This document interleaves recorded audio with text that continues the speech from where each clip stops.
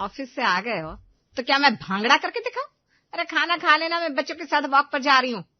कमला मैं थक गया हूँ, आज खाना लगा दो ना। हाय हाय, बड़ा थक गए हो। अरे करते क्या हो, जितना तुम 8 घंटे में कमाते हो ना, मैं घर से कपड़े बेचकर 2 घंटे में कमा लेती हूँ।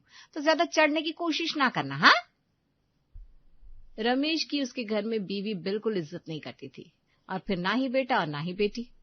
पापा कल मेरे कॉलेज में पेरेंट्स मीटिंग है, लेकिन आप मत आना, मैं मैनेज कर लूंगा। अरे नहीं बेटा, तेरे कॉलेज के बाद तेरे करियर के लिए क्या सही हो सकता है, ये सब जानने के लिए मुझे कॉलेज आना ही होगा। पापा सच बोलूं तो आपका वहां आना ठीक नहीं लगेगा। कॉलेज के बच्चे हैं, सब देखेंगे, आप बस रहने दो, मैं खुद बात कर लूंगा प्रोफेसर से। अरे बेटा मैं तेरा बाप हूँ, शर्म कैसे? मुझे बता क्या दिक्कत है तुझे? दिक्कत यही है पापा कि आप वहां जाकर बोलोगे क्या, करियर वरियर की समझ तो है नहीं आपको तो बस सरकारी नौकरी में चिपके बैठे हो गए 30 साल। जमाना बदल गया है। रमेश चुप हो गया। खाने की थाली सामने रखी थी, लेकिन निवाला अंदर नहीं जा रहा था। कमला रसोई से बोली, सुना है तुमने? बेटा सही कह रहा है। तुम्हारी उस ईमानदारी से घर चला है क्या? मोहल्ले में देखो बाकी लोग कितना कमा रहे हैं। कमला बेटे के सामने ये बात तो क्या झूठ बोलूं? ईमानदारी का ढोल पीटते रहो, बच्चों को अच्छे कपड़े तो मेरी कमाई से मिल रहे हैं। बेटा हंसते हुए अपने कमरे में चला गया। रमेश अकेले बैठे रहे। थाली ठंडी होती रही। तभी छोटी बेटी रिया बाहर से आई, पापा के पास बैठ गई। पापा खाना खाओ ना, ठंडा हो गया। हाँ बेटा खाता हूँ। पापा मुझे पता है आप अच्छे हो, भैया गलत बोल रहे हैं। रमेश की आंखें भर आई। बेटी का हाथ थाम लिया। तू है ना, बस यही काफी है। राकेश ने एक दिन घर आकर बड़े खुश होते हुए कहा, कमला सुनो, मैंने ठान लिया है, इस बार घर की पूरी मरम्मत करवाऊंगा। विकास का कमरा अलग होगा, रिया का अलग, ड्राइंग रूम में नया सोफा लगवाएंगे, किचन भी ठीक करवाते हैं तुम्हारा। कमला ने मुंह बनाया, अरे बंद करो ये ड्रामा, पैसे कहाँ है तुम्हारे पास? पहले महीने का राशन तो ठीक से आता नहीं, ऊपर से घर बनाने चले आओ। जितना कमाते हो उसमें तो एक कमरे का रंग भी नहीं होगा ढंग से। कमला मैंने पिछले 2 साल से पैसे जोड़े हैं, 1-1 रुपया बचाया है, बच्चों के लिए तो कर रहा हूँ।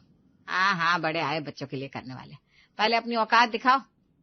विकास अपनी फोन से नजरें उठाए बिना बोला, पापा सच बोलूं, आप घर में रहते ही कितना हो? सुबह निकल जाते हो, शाम को आते हो थके हुए। आपको क्या पता किस कमरे में क्या चाहिए, ये सब मम्मी देखती है। आप बस पैसे दे दो, बाकी हम मैनेज कर लेंगे। और वैसे भी इतना खर्चा करने की क्या जरूरत है? बेटा इसीलिए तो कर रहा हूँ ताकि तुम्हें किसी चीज की कमी ना हो। कल को तू बड़ा होगा, घर अच्छा होगा तो तुझे भी अच्छा लगेगा। पापा प्लीज ये लेक्चर मत दो, आपसे नहीं होगा ये सब। राकेश चुप हो गए। तभी रिया रसोई से बाहर आई, उसे सब सुन लिया था। भैया बस करो, पापा हमारे लिए कर रहे हैं और तुम हो कि बस मजाक उड़ा रहे हो। तू बीच में मत पड़ रिया। क्यों ना पढ़ू? पापा 2 साल से एक पैसा बचाते रहे, चाय बाहर नहीं पी, खाना ऑफिस से घर लाकर खाया, कोई शौक नहीं किया अपना। और तुम कह रहे हो जरूरत नहीं है? भैया ये घर इनकी वजह से, हमारी वजह से नहीं। रिया ज्यादा बोलना बंद कर। मम्मी पापा गलत नहीं कर रहे, आप लोग क्यों नहीं समझते? पापा ने कभी अपने लिए कुछ नहीं मांगा, हमेशा हम तीनों के बारे में सोचा। राकेश ने रिया की तरफ देखा, आंखें नम थी। रहने दो बेटा। नहीं पापा, आप काम शुरू करवाओ, मैं हूं ना आपके साथ। विकास उदास बैठा था। कमला पास आई। क्या हुआ बेटा, चेहरा क्यों लटका है? मम्मी वो दिल्ली वाला डिजाइनिंग कोर्स है ना, उसमें एडमिशन मिल रहा है मुझे, लेकिन फीस देकर दिल बैठ गया। कितनी है? 3 साल का कोर्स है, कुल मिलाकर 7 लाख।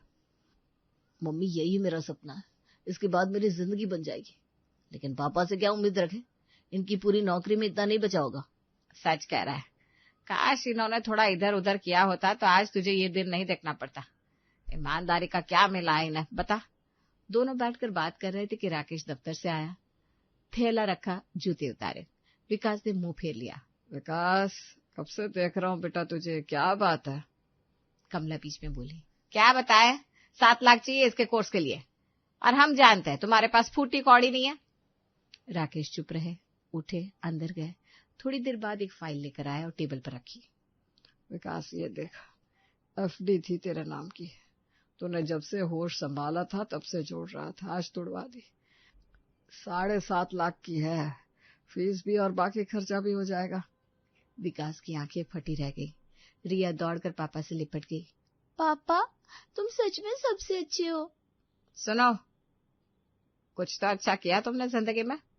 सही बोल रही हो माँ, पापा से तो उम्मीद ही नहीं होती है। माँ, तुमने हमेशा पापा की बेइज्जती की, कभी किसी के सामने तो कभी किसी के सामने। तुम्हारे कारण पापा की भाई भी इज्जत नहीं करता। चुप कर, अपना काम कर। और घर के मर्द कैसे होते पता भी है तुझे? तेरी शादी होगी तो पता चलेगा। कोर्स पूरा हुआ, विकास को अच्छी नौकरी मिली, घर में खुशी थी, लेकिन राकेश के साथ कुछ नहीं बदला। मम्मी, मेरी सैलरी आ गई, चलो बाहर खाना खाते हैं। हाँ चल बेटा। मैं भी चलूं ना? पापा, आप तो रहने दो, आपको ये सब पसंद भी नहीं है, घर पर आराम करो ना। राकेश चुप। रिया ने पापा की तरफ देखा। भैया, पापा भी चलेंगे। रिया, तू बीच में मत पड़, पापा को खुद बोलना चाहिए था ना जोर से। नहीं बेटा, तुम जाओ, मैं यहीं ठीक हूँ। फिर एक दिन विकास की शादी तय हुई। घर में रौनक थी, बाहर से मेहमान आए, दोस्त आए। यार, तेरे पापा कौन है? वो बस सरकारी नौकरी वाले है, कुछ खास नहीं। रिया पास खड़ी थी, उससे सुन लिया, दिल भर आया। शादी की रात राकेश कोने में कुर्सी पर बैठे थे, सजे हुए कपड़े, चेहरे पर मुस्कान, लेकिन आंखें सब कह रही थी। रिया पापा के पास आकर बैठ गई। पापा, खुश हो ना? हाँ बेटा, बेटे की शादी है, खुश तो हूँ। पापा, आपने उसके लिए 7 लाख दिए, उसका सपना पूरा किया। आज उसकी शादी है और वो तुम्हें कोने में बैठाकर खुद बीच में बैठा है। राकेश की आंखें भर आई। बेटा, बाप कभी हिसाब नहीं रखता, मैंने जो दिया वो दिल से दिया, बदले में कुछ नहीं चाहिए था। शादी के 2 महीने बाद नेहा घर की रग रग समझ चुकी थी। उससे देखा कि विकास अपने पापा को कैसे बोलता है, कमला कैसे बात करती है, और राकेश हमेशा चुप रहते हैं। बस यही काफी था। एक शाम राकेश खाने की टेबल पर बैठे थे, सामने घी वाली दाल थी। हाथ बढ़ाया। पापा जी रुकिए, ये घी महंगा आता है, पहले विकास खा ले, बचेगा तो आपको देंगे। बेटा, थोड़ा सा घी के बिना रोटी खाई नहीं जाती। राकेश ने हाथ वापस खींच लिया। कमला ने देखा, कुछ अजीब लगा, लेकिन चुप रही। 3 दिन बाद घर में पड़ोसन सविता आई थी। सब ड्राइंग रूम में बैठे थे। राकेश ने बड़े सोफे पर बैठकर अखबार खोला। नेहा अंदर से आई। पापा जी, आप यहाँ? विकास और मैं यहाँ बैठते ना शाम को, आपकी वो वाली कुर्सी है, वहां पर बैठ जाइए कोने में। सविता का मुंह खुला रह गया। राकेश उठे, कोने वाली कुर्सी पर जाकर बैठ गए चुपचाप। कमला की नजर राकेश पर गई, फिर नेहा पर, लेकिन कुछ बोला नहीं। अगले हफ्ते घर में कोई बात चल रही थी, पड़ोस में कोई मकान बिक रहा था, तो राकेश बोले, देखो वो मकान अच्छी जगह है, अगर कोई लेना चाहे तो। पापा जी, आप रहने दीजिए, प्रॉपर्टी की आपको क्या समझ, विकास और मैं देख लेंगे, आप बस अपनी चाय पियो। राकेश के मुंह से बात अधूरी रह गई, लेकिन विकास हंसा। कमला ने नेहा को देखा, फिर राकेश को। राकेश की आंखें नीची थी। कुछ खटका, पहली बार, लेकिन कमला फिर भी चुप रही। रात को कमला अकेले रसोई में बर्तन रख रही थी, दिमाग में नेहा की बातें घूम रही थी। खाने से रोका, बैठने से रोका, बोलने से रोका। रिया की शादी तय हुई, घर में खुशी थी, लेकिन कमला के माथे पर लकीरें थी। कमला ने विकास को बुलाया। बेटा, रिया की शादी है, तू बड़ा भाई है, कुछ जिम्मेदारी उठाएगा ना? मम्मी, मेरे अपने ही बहुत खर्चे हैं, EMI है, नेहा की ज्वेलरी का उधार है, मैं क्या करूं? अरे बेटा, बहन है तेरी। तभी नेहा अंदर आई। मम्मी जी, सच बोलूं तो बेटियों की शादी माँ बाप की जिम्मेदारी होती है, हमने थोड़ी ना पैदा की है, और वैसे भी विकास पहले ही बात कर चुका है इस घर के लिए। नेहा बेटा, विकास ने क्या किया इस घर के लिए? अरे मम्मी जी, विकास यहाँ रहता है, खर्चा उठाता है। नेहा सही कह रही है मम्मी, तुमने और पापा ने पहले सोचना चाहिए था, 2 बच्चों की जिम्मेदारी कैसे निभाओगे, हम क्यों भरे ये बिल। कमला के पैरों तले जमीन खिसक गई। जिस बेटे के साथ मिलकर उससे सारी उम्र राकेश को कोसा था, वही आज कह रहा था कि बहन उसकी जिम्मेदारी नहीं। कमला की आवाज कांपी। विकास, रिया तेरी बहन है। मम्मी, भावनाओं से घर नहीं चलता, पैसे से चलता है। उसी रात राकेश देर से घर आए। कमला रो रही थी। क्या हुआ? कमला ने सब बताया। राकेश चुपचाप सुनते रहे, फिर धीरे से मुस्कुराए। कमला, मेरी इकलौती बेटी है रिया, उसके लिए तो मैंने तब से सोचना शुरू कर दिया था जब वो 10वीं में थी। तुम परेशान मत हो, लेकिन इतना खर्चा अकेले नहीं, रिया के साथ हूं मैं, बस यही काफी है। राकेश ने अलमारी खोली, एक फाइल निकाली। देखो, 10 साल से हर महीने 5,000 अलग रखता रहा हूं रिया के नाम पर। बैंक में 12 लाख है। शादी धूमधाम से होगी, बेटी को कोई कमी नहीं होगी। कमला की आंखें फटी रह गई। शादी में पूरी कॉलोनी आई। रिया दुल्हन बनी तो राकेश की आंखें भर आई। पापा, रोना नहीं। अरे बेटा, ये तो खुशी के आंसू, तू मेरी ताकत है बेटा। रात को जब मेहमान जा चुके थे, कमला अकेले आंगन में बैठी थी। दिमाग में विकास के शब्द गूंज रहे थे। पैदा करने से पहले सोचना था। कमला सोचने लगी, जिस बेटे के लिए उसने राकेश को कभी इज्जत नहीं देने दी, जिसके साथ मिलकर पति को कोसती रही, जिसकी 7 लाख की पढ़ाई राकेश ने चुपचाप भरी, आज उसी बेटे ने अपनी सगी बहन को पराया बता दिया।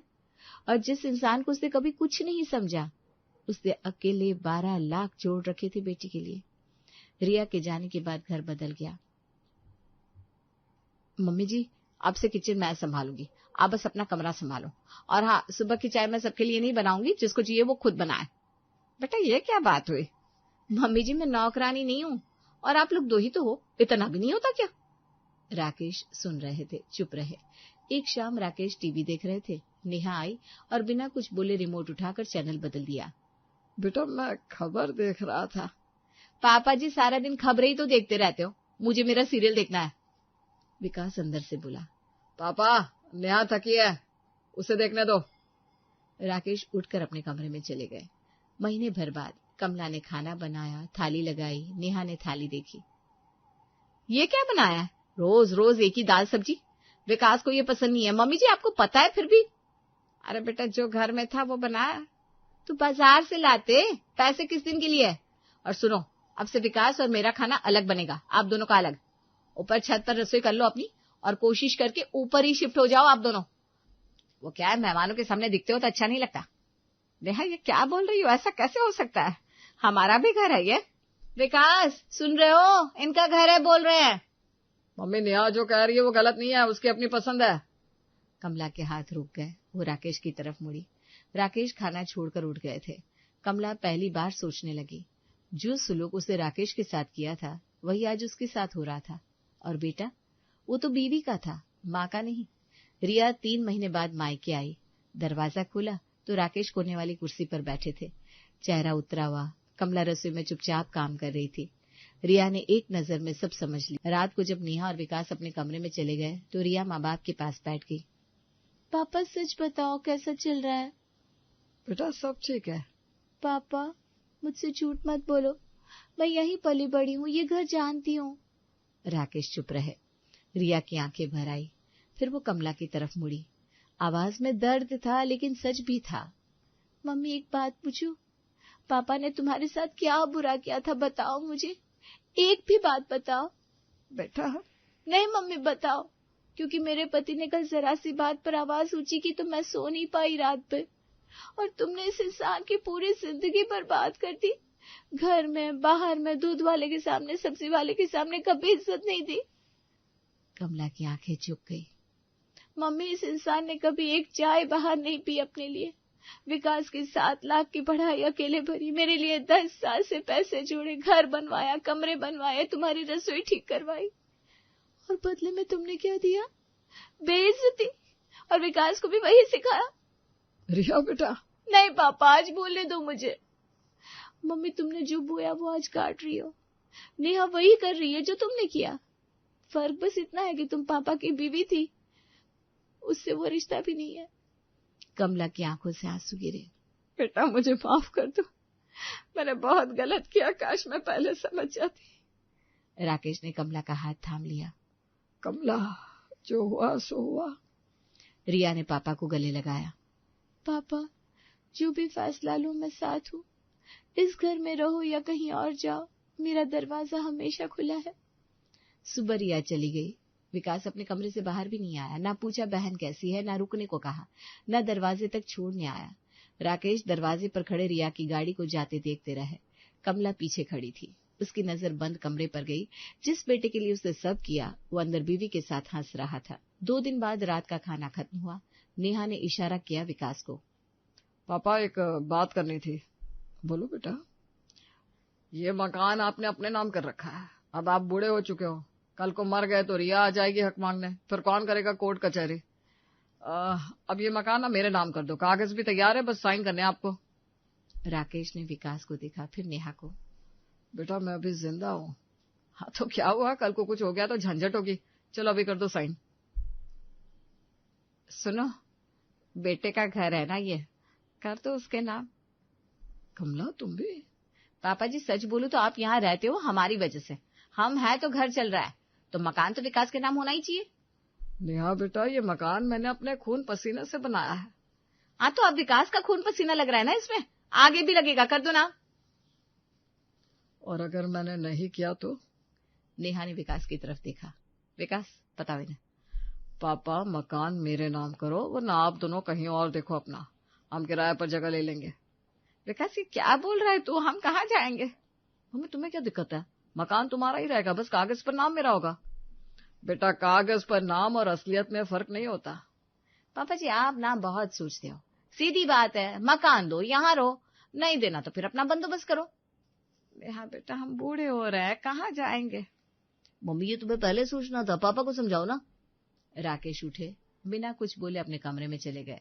कमला वहीं खड़ी रही। नेहा रसोई में चली गई। विकास सोफे पर बैठकर फोन देखने लगा। कमला की नजर उस दरवाजे पर गई जहां राकेश अंदर गए थे। जिस घर को उन्होंने ईंट ईंट जोड़कर बनाया था, आज उसी घर में उनसे पूछा जा रहा था, रहोगे या जाओगे? विकास और नेहा के मायके गए थे। 3 दिन की शादी थी। जाते वक्त विकास ने राकेश से कहा, पापा हम लौटेंगे तो मकान के कागज तैयार रखना, इस बार सीधे हाँ चाहिए। राकेश ने कोई जवाब नहीं दिया। 3 दिन बाद विकास और नेहा टैक्सी से उतरे।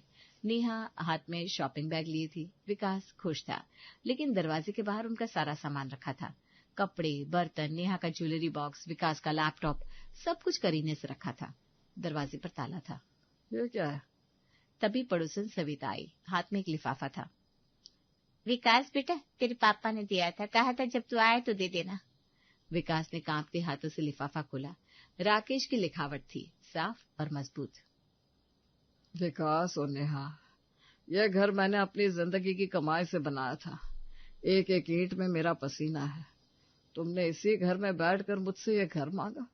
तुमने सोचा था कि बूढ़े माँ बाप को वृद्धाश्रम भेज दोगे और घर पर कब्जा कर लोगे। हमने ये घर एक चैरिटी को दे दिया है। कानूनी कागजात हो चुके हैं। रिया को भी पता है, उसे कोई ऐतराज नहीं है। वो हमारे फैसले में हमारे साथ है, जैसे हमेशा रही है। हम कुछ दिनों के लिए घूमने जा रहे हैं, जिंदगी में पहली बार सिर्फ अपने लिए। विकास तूने कहा था ना, पैदा करने से पहले सोचना था। आज हम कह रहे हैं कि जो इंसान अपने बाप की इज्जत नहीं कर सकता, उसे घर देने से पहले हमें सोचना था, और हमने सोच लिया। ये कानूनी नोटिस है। इस घर में आने की और रहने की कोई जरूरत नहीं है। कोई और बंदोबस्त देखो। राकेश और कमला। विकास के हाथ से चिट्ठी गिर गई। वो वहीं बैठ गया, सिर हाथों में ले लिया। नेहा की आंखों से आंसू बह रहे थे। विकास अब क्या होगा? किराए का घर, EMI सब कैसे होगा? विकास चुप था। सविता पड़ोसन वहीं खड़ी थी। उसने कोई सहानुभूति नहीं दिखाई, बस इतना बोली, बेटा जो बोते हो वही काटते हो। उधर राकेश और कमला ट्रेन में बैठे थे, खिड़की से बाहर देख रहे थे। पहली बार दोनों के बीच में कोई बोझ नहीं था। कमला ने राकेश का हाथ थामा। माफ करना, बहुत देर से समझी। राकेश मुस्कुराए। कमला, जो वक्त गया सो गया, जो बचा है वो अपना है, बस अब अपने लिए जीते रहो। ट्रेन आगे बढ़ती रही। पीछे एक घर था जो अब उनका नहीं था, लेकिन एक जिंदगी थी जो पहली बार सच में उनकी थी।